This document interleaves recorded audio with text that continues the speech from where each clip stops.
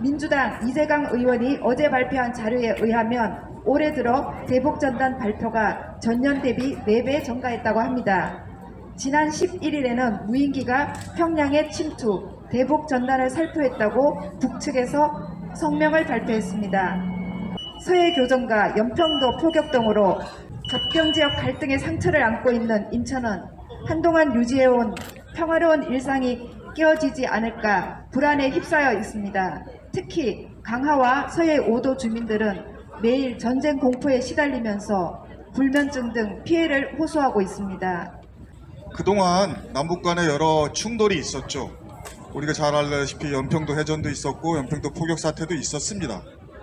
하지만 그때하고 전혀 작금의 상황은 다르게 느껴집니다. 왜냐하면 그때는 그래도 남북 간의 대화 채널이 계속 있었습니다. 고위급 회담도 정상 간의 대화도 하고 있었던 중입니다.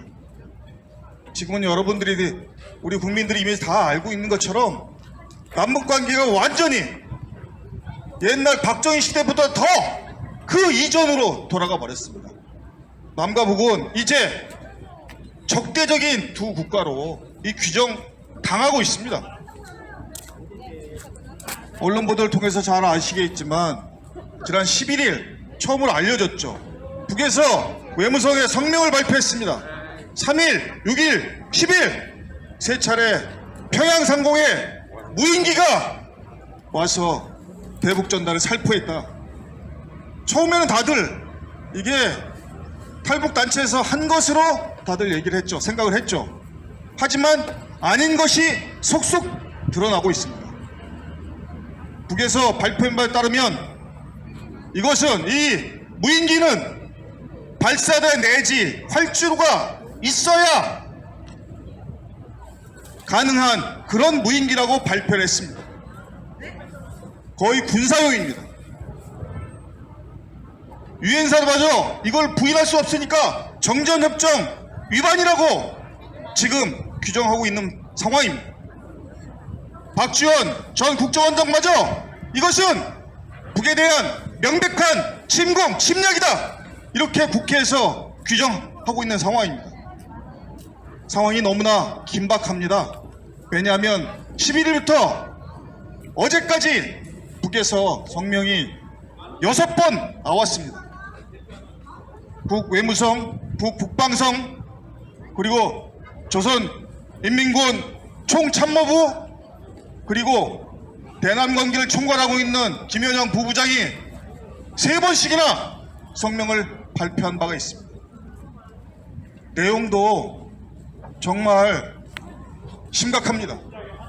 다시 한번 무인기를 띄우면 선전포고로 간주하고 즉각적으로 대응하겠다고 합니다. 말로 그간에는 했던 적이 있습니다.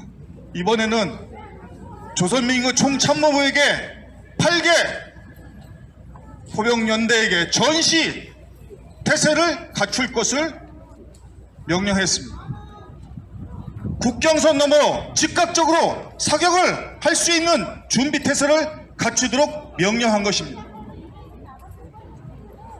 한반도 휴전선을 둘러싸고 정말 휘발유가 가득 차 있는 탱크 같은 상황입니다.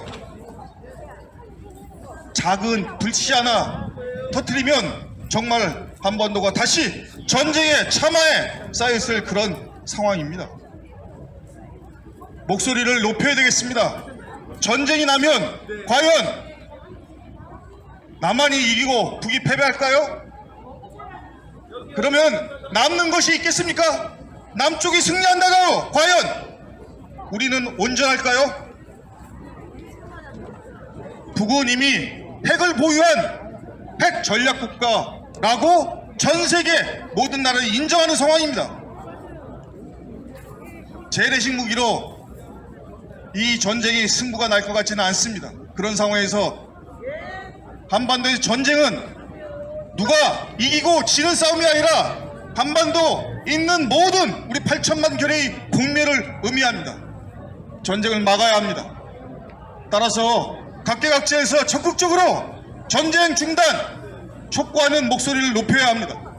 이 시각까지 전국 각지에서 모든 사회 시민단체들이 평화 통일을 바라는 사람들이 접경지에 있는 주민들이 전쟁을 막기 위해서 대북전단 살포를 즉각 중단할 것을 요구하고 있습니다. 더 이상 지난번처럼 무모한 무인기를 통한 북한에 대한 침공,侵略 이런 것들은 중단돼야 합니다. 무인기 침투, 대북 전단 살포 당장 중단하라. 중단하라! 전쟁 부추기는 대북 전단 살포 즉각 중단하라. 윤석열 정권이 들어서면서 북한을 적으로 간주하고 힘에 의한 평화라는 이름 아래 적시 강력이 끝까지 일하는 구호와 함께 한반도를 전쟁의 소용돌이에 몰아넣었더니 결국 남한의 무인기가 침투하여 평양 상공에 삐라를 살포되었다는 소식까지 듣게 만들었습니다. 김여정 부부장은 평양에서 한국 무인기가 다시 발견되면 끔찍한 참변이 반드시 일어날 것이라는 담화를 발표했습니다. 최근 남북 간 긴장이 고조되면서 대북 전단 풍선과 대남 오물 풍선이 오가고 대북 학생기 방송과 이에 맞대응한 북한의 대남 학생기 방송으로 이어지는 가운데 이제 윤석열 정권이 남한의 무인기를 평양 상공에 침범하여 북한의 군사 고객을 유도하여 한반도를 전쟁의 하획구에 몰아넣는 것이 아닌가 하는 의심이 들게 합니다. 윤석열 정권은 무인기 침범과 관련하여 확인해 줄 수 없다는 무책임한 입장만을 되풀이하면서 김정은 위원장 제거, 북한 정권 종말 등 군사적 강경 대응만 고집하고 있습니다. 각종 비리와 국정농단 등으로 지지도가 하락하고 탄핵 위기에 몰리자 이를 탈피하고자 국지전을 일으키고 계엄령을 발동하여 국면을 전환하려는 의도이지 않을까 생각됩니다. 마치 대한민국 제1호 영업사원이라고 자랑하던 윤석열 정권이 똘마니들을 동원하여 자기 영업 매장에서 깽판 치는 꼴이라 할 수 있습니다. 강화도와 서해오도 등 접경 지역을 가진 인천은 다른 지역보다 전쟁에 대한 공포가 더욱 크다는 것을 절감하고 있습니다. 인천 시민사회는 한반도에서의 모든 전쟁을 반대하고 대북 전단 살포, 대북 학생기 방송, 무인기 침투 등 모든 대북 적대 행위를 중단할 것을 요청합니다.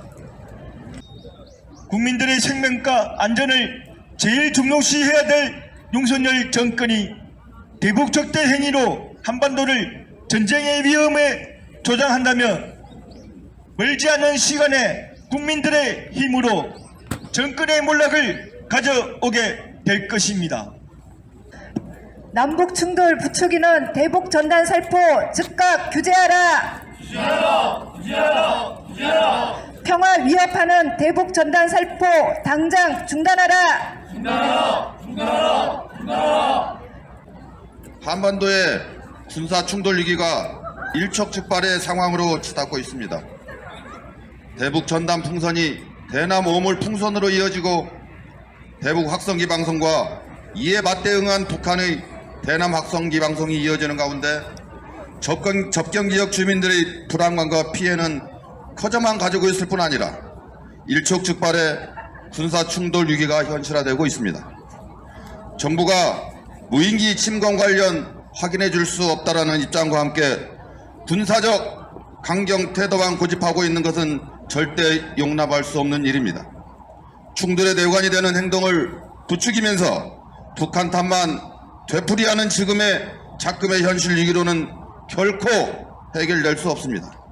오히려 위기가 더 빠르게 강력히 현실화될 뿐입니다. 지금은 충돌이 내관에 될 모든 행동을 당장 중단하여 일촉즉발의 충돌 위기를 해소해야 합니다. 우리는 국민의 생명과 안전을 볼모로 전쟁 위기를 조장하는 정부의 제동을 걸고 평화를 실현하기 위해 적극 행동에 나설 것입니다. 각계의 뜻을 모으는 촛불 집회 등 현장 행동도 추진해 나갈 것입니다. 아울러 불법 행위를 방조하고 국민의 생명과 안전을 위협하는 책임자의 경질과 문책, 또한 대북 전단 금지 관련법 제정비를 요구하는 행동을 민주노총 인천본부 또한 민주노총 조합원들과 함께 싸워나갈 것입니다. 윤석열 정권의 탄핵, 윤석열 정권의 국민적 퇴진 요구가 점차 확산되고 있습니다. 자신의 정치적 위기를 모면하고자 전쟁 위기를 조장하면서 국민의 불안만 가중시키고 있는 현실입니다. 대통령은 김건희보단 국민을 생각하고 부자 감세보단 민생을 살피고 전쟁보다 평화를 먼저 생각하는 대통령이 되기를 바랍니다. 전쟁 조장하는 윤석열 정권 규탄한다. 한반도 평화를 파괴하는 윤석열 정권 규탄한다. 지지율이 10%대로 떨어진 우리 윤석열 오빠께서 이제 미쳐가나 봅니다. 외국 순방놀이로 국격을 축내고도 계속 지지율이 떨어지니까 이제 전쟁놀이로 지지율을 만회해보려고 전쟁 분위기와 공포 분위기를 만들려고 하고 있습니다. 3.83 부근 농민과 어민들은 언제 일어날지 모르는 전쟁 위기에 살얼음판을 걷고 있습니다. 이렇게 전쟁이 벌어지면 외국으로 도망가거나 대책 있는 사람들은 그래도 낫지만 우리 같은 서민은 도대체 어떻게 해야 합니까? 도대체 어쩌려고 윤석열 우리 오빠는 무인기를 보내고 대북전단 살포를 보고만 있는 것입니까? 정말 전쟁의 도화선이 될 무언가가 일어나기를 고사를 지내듯이 바라고 있는 건 아닌지 정말 두렵습니다. 전세계 자본주의 위기는 어제 오늘의 일이 아닙니다. 제국주의 착취 대상이 점점 줄어들고 이윤율이 하강되는 국면에 자본이 살아남기는 새로운 잉여 가치 창출 기회를 모색하거나 과잉의 생산수단을 파괴하는 길밖에 없습니다. 제국주의는 잉여 가치 창출을 군수산업에서 찾았고 생산수단의 파괴를 위해서 전쟁을 벌이고 있습니다. 이게 지금 벌어지고 있는 러시아, 우크라이나, 이스라엘, 팔레스타인 전쟁의 본질인 것입니다. 또한 이를 통해서 권력자는 자신의 권력을 유지합니다. 전쟁이 종식되면 법의 심판을 받을 젤렌스키나 네타냐후도 자신의 권력을 유지하고 심판을 피하기 위해서 전쟁을 끊임없이 유지하고 있습니다.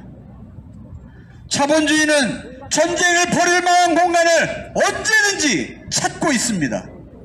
우리나라가 그 조건에 딱 들어맞는지는 누구나 다 알고 있을 것입니다. 하루빨리 윤석열을 끌어내리지 않으면 전쟁이 일어날지도 모르는 정말 절박한 상황입니다. 어서 빨리 윤석열을 끌어내리는데 동참합시다. 우리 전교조는 참교육을 표방합니다. 참교육은 민족 인권화 교육입니다. 그래서 민족교육은 분단된 조국의 가슴 아픈 현실을 직시하고 우리 민족이 놓여있는 국제적 상황을 이해하고 평화적 통일을 필요성을 이해해야 하는 것입니다. 민족교육과 통일교육을 우리 아이들에게 더욱 강화해야 되겠습니다. 우리 전교조, 우리 미래의 아이들에게 평화로운 조국을 물려주기 위해서라도 더욱 민족통일교육에 더욱 더 앞장서겠습니다. 무인기 침투, 대북 전단 살포 당장 중단하라. 전쟁 부추기는 대북 전단 살포 즉각 중단하라. 전쟁을 촉발하는 무인기 침투, 대북 전단 살포 당장 중단하라. 한국 측 무인기가 평양 상공에 침투하여 대북 전단을 살포했다고 북측에서 지난 11일 밤에 성명을 발표했다. 이에 대하여 군 당국이 확인해 줄 수 없다라는 것으로 보아 무인기 침투는 사실인 것으로 판단된다. 윤석열 정권 하에서 점점 고조되어 온 대북 자극이 급기야 전례 없던 일까지 이어지는 것을 보면서 국민은 전쟁의 공포를 피부로 느끼고 있다. 대통령 취임 전 선제 타격 망언으로부터 취임 후 미국과의 핵 공유 발언까지 풍선을 이용한 대북전단 살포 묵인에서 대북 확성기 방송 재개 그리고 무인기 침투에 이르기까지 윤석열 정권에서 지속해 북을 자극하는 행태를 보면 기어코 전쟁을 부르고야 말겠다는 의지마저 읽힌다. 마치 너희가 전쟁을 벌이지 않고 언제까지 버티나 보자 하면서 임계점을 시험하는 것 같다. 전쟁이 일어나면 애꿎은 국민이 고스란히 그 피해를 입는 반면 전쟁을 일으킨 자들은 피해서 멀리 떨어져 있다. 전쟁 중인 우크라이나는 젊은이들이 전쟁에 불려나가 대포밥이 되고 있으나 젤렌스키 대통령과 그 가족은 손끝 하나 다치지 않고 잘 지낸다. 우리 역사에서도 그런 사례가 있다. 북진 통일을 부르짖다가 막상 전쟁이 일어나자 이승만 대통령은 국민을 속이고 도망갔다. 재산 피해는 접어두고라도 죽고 상하고 가족이 흩어지는 피해는 모두 국민 몫이었다. 각종 비리와 국정농단으로 지지도가 추락하고 탄핵 이기에까지 내몰린 윤석열에게 전쟁은 모든 근심을 날려버릴 기회일지 모르지만 국가와 국민에게는 재앙이 아닐 수 없다. 나라의 주인인 우리는 결코 전쟁을 택하지 않는다.